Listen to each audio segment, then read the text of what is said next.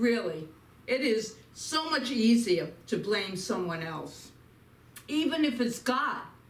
People blame God for what goes on in their lives, rather than take full responsibility.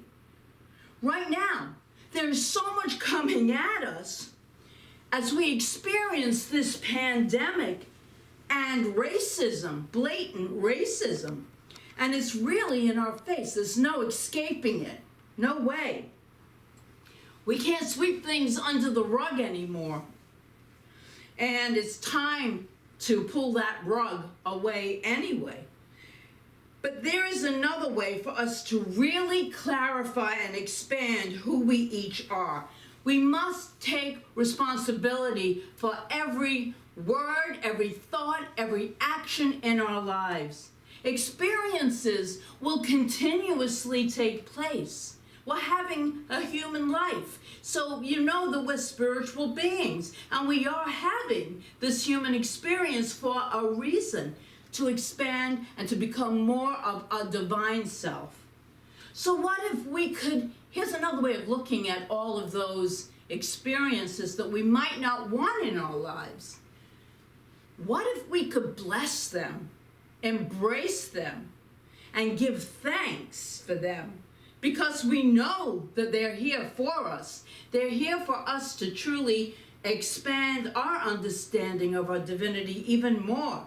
Our expansion, our growth, our new levels of understanding. And really for us to become more and more of who we really are at the very core of our being. What do you suppose would happen if we did this? If we embraced uncomfortable situations, if we embraced news that we really don't want to hear? And what if we blessed it? Wow, things would be a little bit different. Could it be that you came here really to be more of who you were meant to be? And that is why that each and every one of us is on this earth plane? And not truly just for success. We're here to learn, to grow. It's a new way of looking at things possibly for all of us. That we are here to learn and to grow. And daily life is guaranteed to offer us all this, what we need in order to grow and evolve and awaken to our higher purpose here. Each and every one of us has a purpose.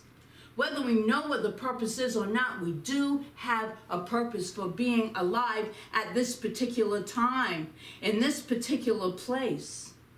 So accepting that it is, and being in that isness of it, accepting it, I want to bring you your quick idea, four quick ideas to your attention as you embrace this new way of looking at life. The first one is, we cannot escape our growth experiences. Now there's a story told that Ptolemy, the king of Alexandria, once expressed his impatience at Euclid's elaborate explanation of geometry. Isn't there a shorter way of learning geometry? Asked the king. Sire, replied Euclid, in the country there are two kinds of roads, one for the common people and the other for royalty.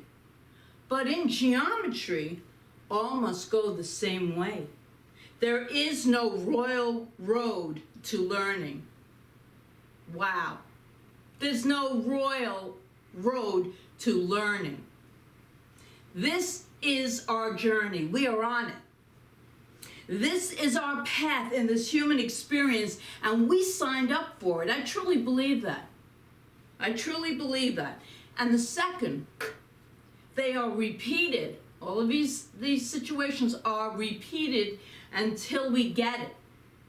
Our growth opportunities are repeated until we reach that growth, if we ever reach it. I think it's continuous.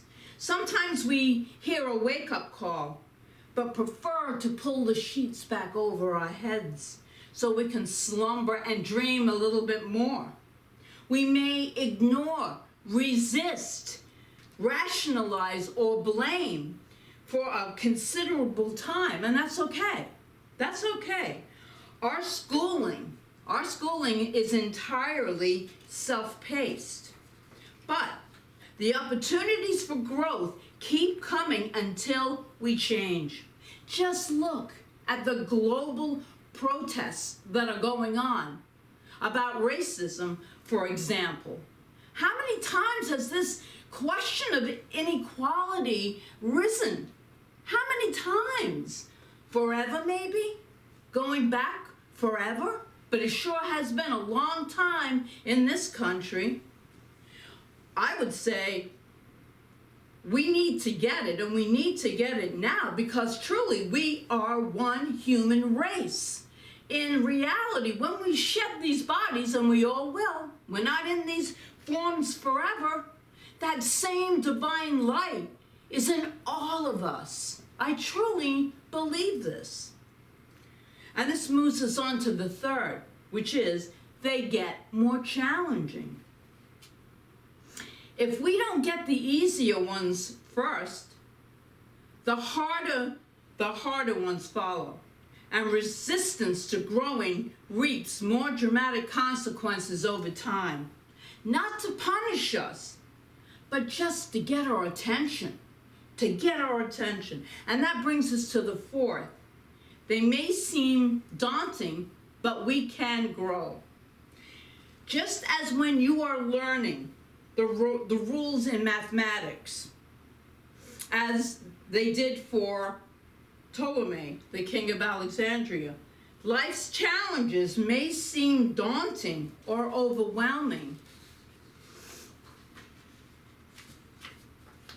Nonetheless, we have the ability to grow from every single experience, to release what does not serve us any longer, and to make a deeper connection with the God of our understanding, the God of our being. At any moment, truly, we have the ability to make good choices and to start being who we were meant to be. We have the freedom to start letting God be God in us, letting the divine be the divine in us, expressing it through us. And as we take comfort in these words from Charles Fillmore, I'm going to quote Charles Fillmore in his fabulous book, Atom's Smashing Power of Mind. Great book. He writes this: every problem of life can be successfully solved if we begin with the use of the I am on the various planes of mind.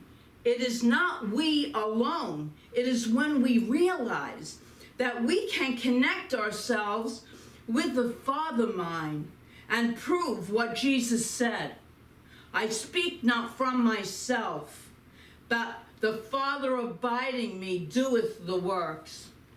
That our potential almightiness begins to appear. When we allow the divine within us to do the work, that's when the most magnificent unfoldment of who we truly are starts. And the purpose of every growth opportunity is to heal that belief in separation. And every step of the way, the infinite source of good that is conspiring for our highest and best good is as close to us as our hands and our feet, as near to us as our breath. This is the whole point, to turn within and truly make that connection. That's what the spirituality is all about. And as I say a lot, it's the greatest gift that you could possibly give to yourself. When I say life is good, I'm speaking from seeing past the human conditions and experiences. I'm seeing that the spirituality behind all of it is a different realm of being. And it's without It's everywhere because it's omnipresent, but it's also within. So when we start looking at the whole idea of God is good, even in the most terrible kinds of situations, we are going to that higher place in consciousness that knows that spirituality, that love itself is unconditional and is always present, always present. There are governments, religions, and people who will try to divide us. And I tell you, and I think most of you get this, that we are so much more powerful when we are united, when we come together in truth. We are truth students. So that unity is so important. And if you feel like you are being held in the fire of life, remember that you are not being tested. You have called it in for one reason, and one reason only, so that the image of the divine can be more fully seen as you. I invite all of us that no matter how hard, how painful, how challenging experiences are in lives, to know that the unconditional love of the divine is always present. It wraps its loving energy around us, and we are always protected. We are always safe. It guides us in every step when we really get it, when we turn within and just deepen into the knowing that you are and will always be a divine child of the infinite good of God. And that, my friends, that right there is truth spoken here. And so to anchor this talk into our consciousness, I want to do what is known as a